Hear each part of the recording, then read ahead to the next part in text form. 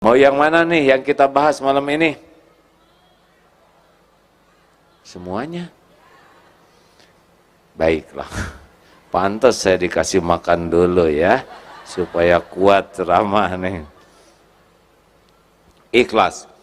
Yang akan saya bawakan ini hadis riwayat Imam Muslim dan Imam Tirmizi. Ini hadis sahih, tidak diragukan.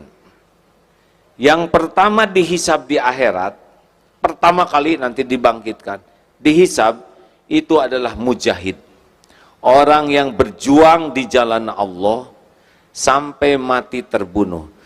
Ditampakkan nikmat oleh Allah dan ditanya, apa yang kau ditampakkan nikmat dan dia mengakuinya, apa yang kau lakukan? Ya Allah, saya sudah berjihad fisabilillah, berjuang sampai saya terbunuh di medan perang, dan saya lakukan ini lillahi ta'ala, karena engkau. Lalu Allah berfirman, kadzabta, dusta kamu, bohong kamu berjuang bukan karena Allah, tapi kamu berjuang karena ingin dianggap pemberani, dan sudah engkau dapatkan sebutan itu. Di akhirat ternyata diseret dalam keadaan tertelungkup menjadi ahli neraka. Dengar ini hadirin, tidak kurang perjuangannya untuk Islam, tidak kurang pengorbanannya, dia sampai mati di medan perang. Tidak kurang pengakuannya, dia ngomong tuh lillahi ta'ala. Tetapi Allah tidak bisa dibohongi.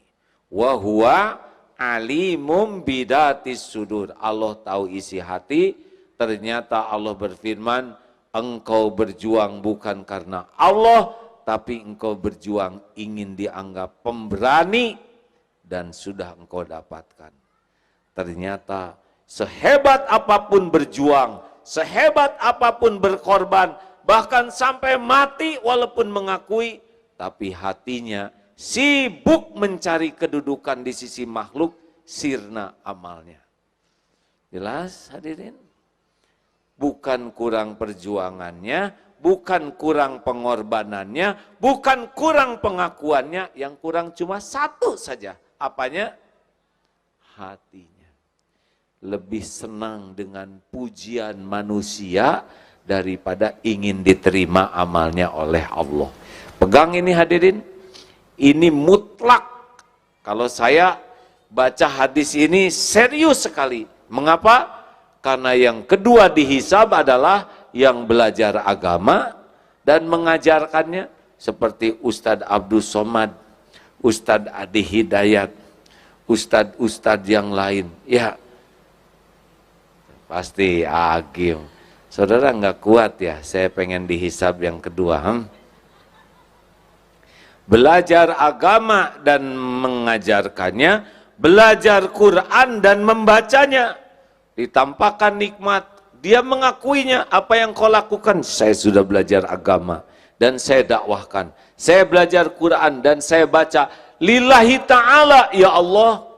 Ngakunya karena Allah, tapi Allah yang maha tahu isi hati yang tidak pernah bisa dibohongi siapapun berfirman, kadzabta, dusta kamu, engkau belajar agama dan berdakwah karena ingin disebut alim, orang berilmu.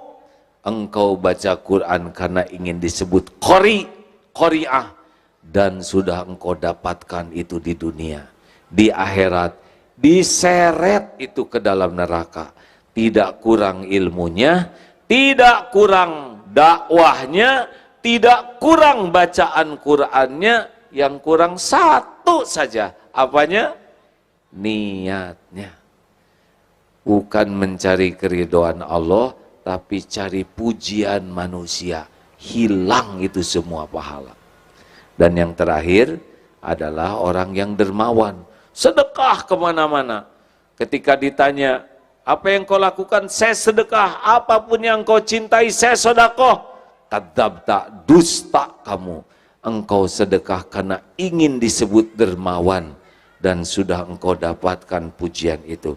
Dan ternyata diseret ke neraka. Bukan kurang sedekahnya, yang kurang cuma satu saja. Apanya? Niatnya. Lebih sibuk ingin pujian manusia, lebih sibuk ingin kedudukan di sisi manusia. Kenapa Allah begitu marah? Karena dia menggunakan amal hak Allah, tapi untuk dipuji manusia.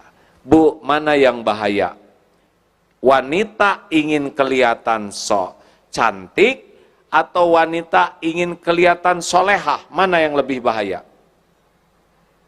Jawab.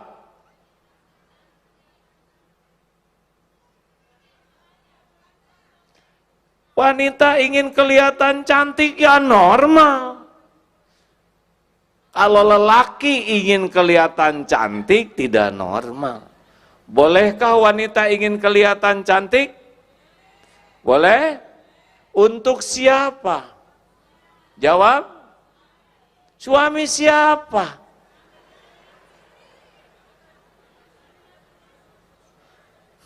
Si bapak langsung ketawa, ya. Karena bapak jadi saksi, ya. Istri mau ke undangan stakar kebek dandan, pulang dari undangan, giliran ketemu khusus bersama suami, dibuka kerudung, rambut terwig, pensil alis di sini, bulu mata jadi bulu hidung palsu. Hadirin, kalau ingin kelihatan cantik masih urusan dunia, tapi ingin kelihatan solehah sudah pakai amalan akhirat. Nih sedikit saja rahasia ikhlas. Apa sih ikhlas? Al-Bayyinah ayat 5, a'udzubillahi minasyaitonirrajim, wa ma umiru illa liya'budullaha mukhlishina lahudina al-ayam. Allah tidak memerintahkan kita kecuali ikhlas, murni ikhlasnya. Maukah diberi susu murni yang gratis 2 liter sehari? Jawab. Tapi dicampur dengan kotoran sapi 1 sendok. Mau? Yang benar, Bu. Sesendok kecil saja. Yang betul. Seujung sendok kecil. Dikocek lah, ibu nggak usah tahu. Nggak mau. Itu dia aja nggak mau ya. Nah, sedangkan syirik, inna syirka la zulmun azim. Menyekutukan Allah itu adalah kezoliman yang sangat besar. Nih latihannya supaya ikhlas. Ikhlas itu seperti apa? Seperti jantung berdetak tiap saat, berdegup tiap waktu, tidak pernah menonjolkan diri. Yang sibuk menonjolkan diri adalah ambeien, jerawat, bisul, tumor, tidak ada yang enak. Makanya orang-orang yang overacting, sibuk ingin menonjolkan diri, pasti tidak enak hidupnya. Ikhlas itu seperti akar pohon, menyerap hujam ke tanah, menyerap sari-satri pati, mengokohkan, pohon kokoh, rindang, berbunga, berbuah, orang memuji pohon, padahal semua jerih payah akar. Betul? Atau seperti gula, mungkin sudah viral. Kopi kurang manis, yang disalahkan siapa? Kurang gula nih. Disalahkan gula. Kopi terlalu manis, yang disalahkan siapa? Kebanyakan gula nih. Giliran kopi enak, siapa yang dipuji? Ini kopi mantep. Tapi giliran penyakit baru disebut penyakit gula nih. Gitu. Tapi gula tetap saja manis, benar? Dia nggak dendam. 5 latihan jadi orang ikhlas. 1, jangan selalu ingin diketahui orang amal kita. Amal fardu, sunnahnya orang lain tahu. Sholat ke masjid, lagi apa tuh, mau kemana? Mau ke masjid mas, ayo kita ke masjid, boleh. Itu bukan riya, itu dakwah. Bayar zakat, saya mau bayar zakat nih, itu bagus.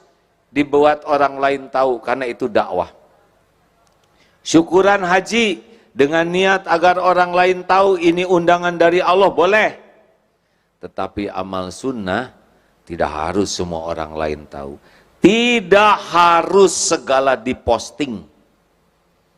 Jam 3 malam bangun, langsung posting. Bangun sahabatku, bangun. Sepertiga malam terakhir, saat mustajab. Broadcast, benarkah membangunkan orang atau pengumuman ingin dianggap ahli tahajud, sedang dia sendiri tidak sholat karena terus saya buka WA. Sahur, posting, thread, selamat saum Senin Kemis sahabatku yang baik. Ingatlah hanya Allah yang tahu. Thread. Baca Quran, Allahu Akbar, Allahu Akbar. Ya Allah, hanya dengan pertolonganmu, walaupun tanggal 16 sudah 20 juz, cetret. Kenapa diumumkan? Orang-orang yang sibuk dengan postingan, padahal amal-amal yang tidak harus orang lain tahu, ciri-ciri itu. Belajar merahasiakan amal sebagaimana merahasiakan aib. Punya aib tidak? Ditutup-tutupi? Harus ada amal yang kita tutup-tutupi. Kalau semua amal diketahui orang, berarti memang sibuk dengan penilaian orang. Boleh ada yang diketahui, tapi lebih banyak amal sunnah yang tidak diketahui.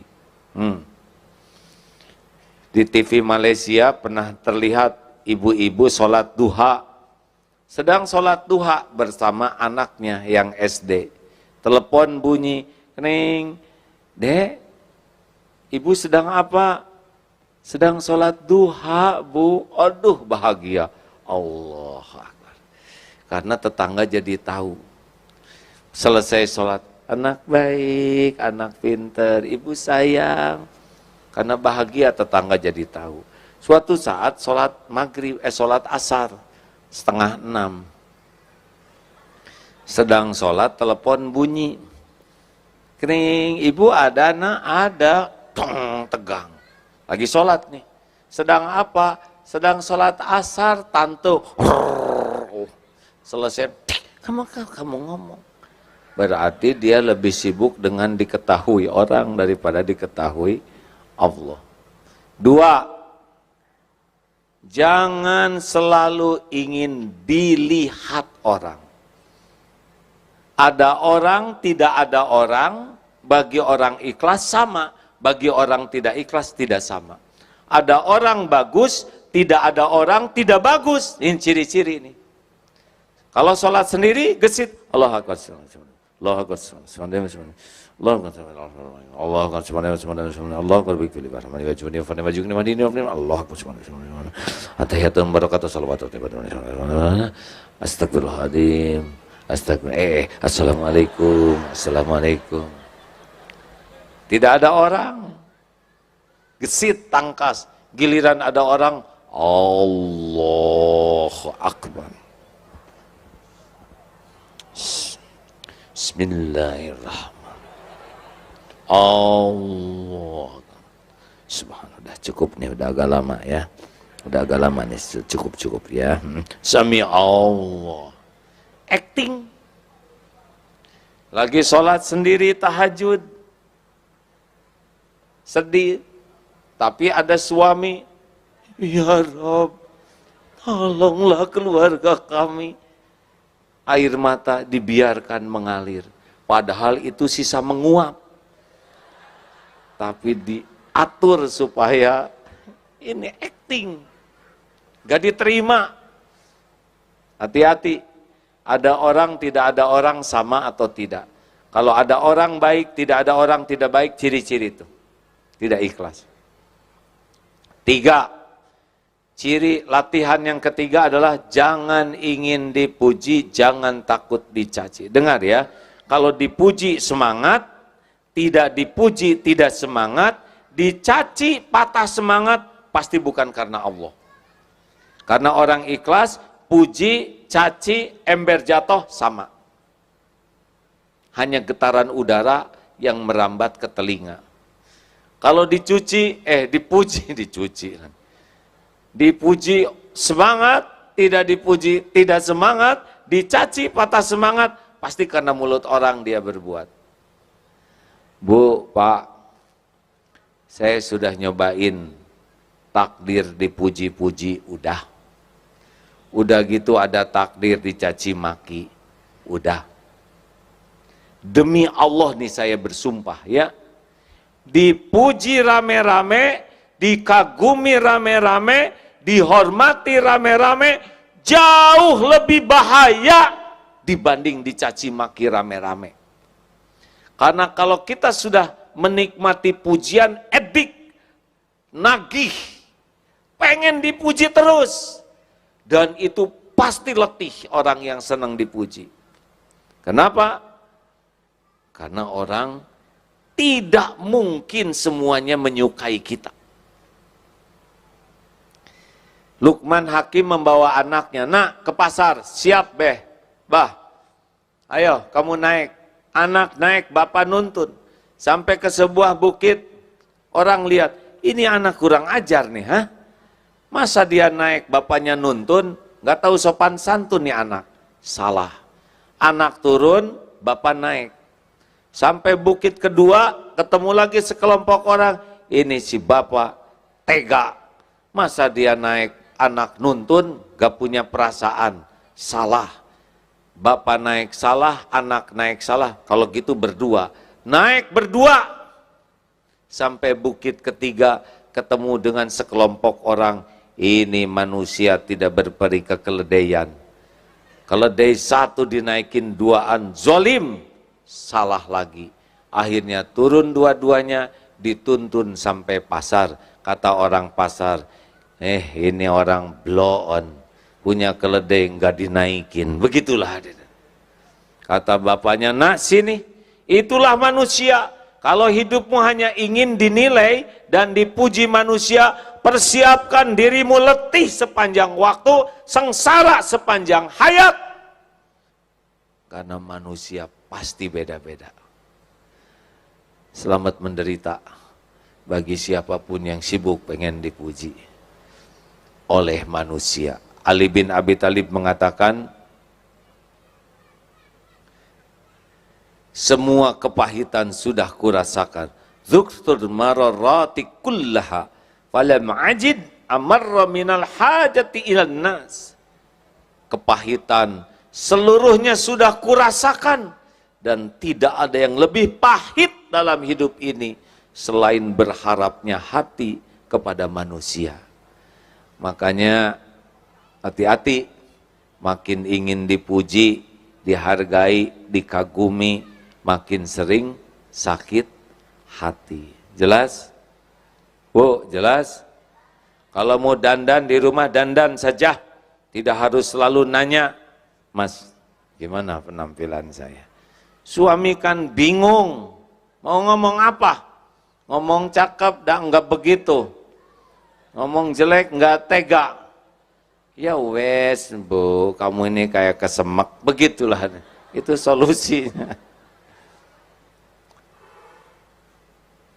Perlukah kita ingin kelihatan rapi? Boleh. Kita rapi untuk menghormati, bukan untuk dipuji. Makin ingin dipuji, makin sengsara. Ingin kelihatan langsing, tahan napas. Jadi kekurangan oksigen. Bu, jangan takut jadi tua. Ya Bu? Kenapa? Karena sudah jadi. Ibu tidak bisa remaja terus. Mustahil. Walaupun ibu pakai pakaian SMA,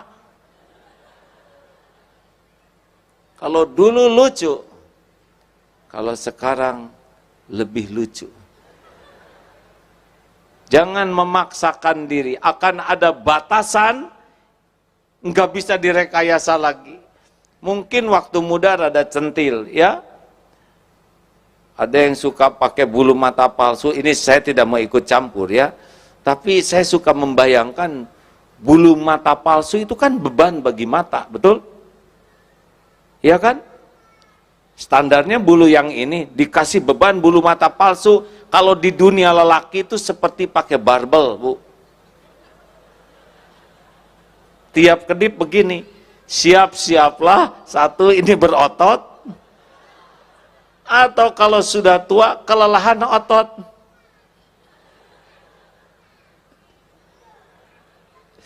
Bisa jadi merem terus, nggak kuat ngangkat.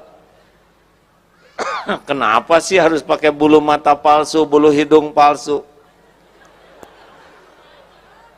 Hidup penuh kepalsuan begitu. Untuk dipuji siapa? Mau dipuji Allah, gak mungkin pakai kepalsuan. Ya, just the way you are. Apa artinya? Dilarang merokok. 4. Jangan ingin dihargai. Makin ingin dihargai, makin sakit hati. Jangan merasa spesial. Saya ini orang penting. Saya ini orang berjasa. Saya ini orang, makin ingin dihargai, makin sering sakit hati. Orang yang menuntut dihargai biasanya yang tidak punya harga. Iya kan? Yang tidak ada harganya ingin dihargai.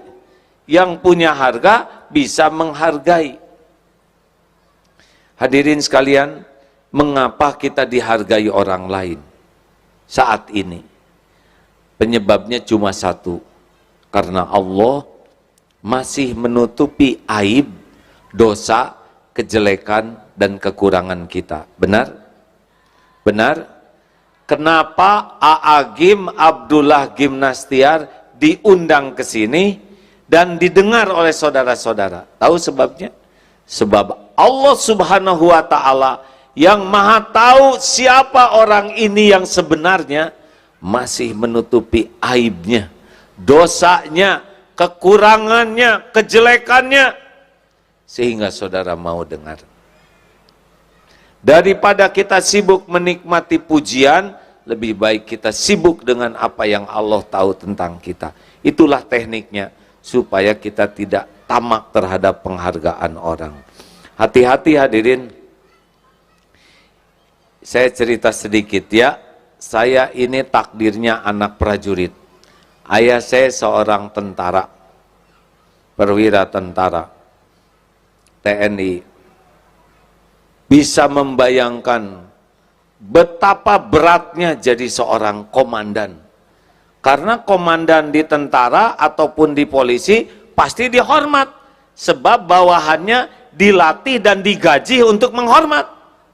Mau enek, mau sebel juga, shh, begini. Apalagi sedang upacara hormat, shh. Apalagi defile hormat, senjata, shh, shh, shh, shh. Waduh, sini, sini, sini, sini, sini. Kalau tidak hati-hati, penghormatan itu makan. Seakan-akan dirinya terhormat. Padahal sholat belang betong. Ngaji tidak bisa. Zakat tidak bayar. Sudah mampu, belum haji. Tapi merasa terhormat akibat topeng yang dipakai. Ini bahaya. Pensiun masih tetap, saya ini mantan komandan. Udah atuh komandan, udah pensiun, gak usah diomongin. Dia itu dulu anak buah saya. Iya udah waktunya habis ya, sabar. Karena post power syndrome, merasa terhormat dengan topeng. Ada lagi yang lebih ngaco, tidak semua komandan begitu, itu hanya komandan error saja yang ketipu topeng. Ada juga yang lebih ngaco, adalah istri komandan. Suaminya kolonel, istrinya ngadak-ngadak jadi jenderal. Padahal daftar enggak, seleksi enggak, latihan enggak, di kantor juga enggak jelas kerjanya, tapi galaknya lebih daripada suaminya. Ini tertipu oleh casing suami. Kamu mengganggu rumah tangga saya, hah? Ini suami saya, waduh galak. Pernah lihat yang di airport, kemudian seorang istri pensiunan jenderal yang marah-marah nggak mau diperiksa, apa salahnya diperiksa, ya kan? Oh, ini adalah ciri-ciri orang yang tamak terhadap penghargaan. Udah mah bukan dirinya yang jenderal, suaminya juga pensiun. Kenapa istri lebih galak? Tertipu oleh ingin dihargai. Ada yang lebih ngaco lagi, anak komandan. Di sekolah nilainya butut, kelakuan jelek, tapi galaknya lebih dari ayahnya. Nah, inilah ilustrasi seseorang yang tertipu oleh ingin dihargai. Jelas Pak Rektor? Berat ini. Pak Profesor, waduh berat. Pak Rektor, sama Kiai. Padahal di sisi Allah belum tentu seperti apa yang diketahui orang lain. 5, jangan ingin dibalas budi. Ulangi. Jawab atuh hadirin. Jangan ingin dibalas budi. Lakukan, lupakan. Lakukan, lupakan. Lakukan, lakukan. Perlukah kita mengingat-ingat jasa baik kita? Jawab. Enak tidak kalau kita ingat jasa kita? Hati jadi bahagia atau jadi nyesek? Jawab. Kalau kita mengingat jasa kita, hati jadi bahagia atau jadi gelisah? Jadi enak atau tidak enak? Nah, itu ciri-ciri salah tuh. Perlukah kita menyebut-nyebut jasa baik? Perlu tidak? Tes. Mas. Coba bicara sama bojomu. Benar gitu? Perbojoan. Hei istriku, aku ini suamimu loh. Padahal istrinya udah tahu. Aku ini suamimu.